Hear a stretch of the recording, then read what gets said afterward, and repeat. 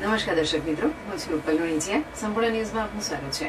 ખેડૂતોના હક અને અધિકારને લઈને થરાદ ખાતે કોંગ્રેસ દ્વારા વિરોધ રેલી અને આંદોલનનું આયોજન કરવામાં આવ્યું હતું.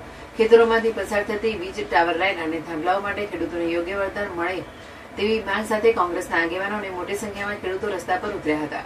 થરાદ તાલુકા કોંગ્રેસના નેતૃત્વ હેઠળ ખેડૂતો બાબા સાહેબ આંબેડકર પ્રતિમા ચોક ખાતે એકત્રિત થયા હતા. અહીં વિરોધ પ્રદર્શન કર્યા બાદ રેલી સ્વરૂપે નાયબ કલેક્ટર કચેરી સુધી પહોંચી રાજ્ય સરકારને સંબોધીને આવેદનપત્ર સુપ્રત કરવામાં આવ્યું હતું.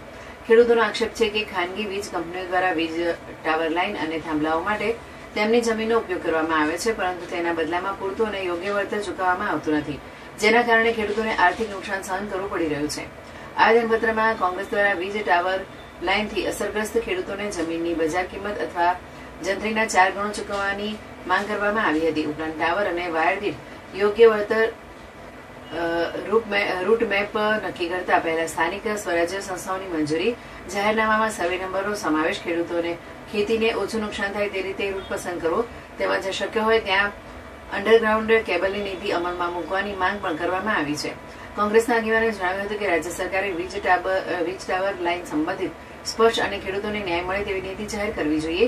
જો ખેડૂતોની માંગણીઓની વહેલી તકે ઉકેલ નહીં આવે તો આગામી દિવસોમાં વધુ ઉગ્ર આંદોલન કરવાની ચીમકી પણ ઉચ્ચારવામાં આવી હતી.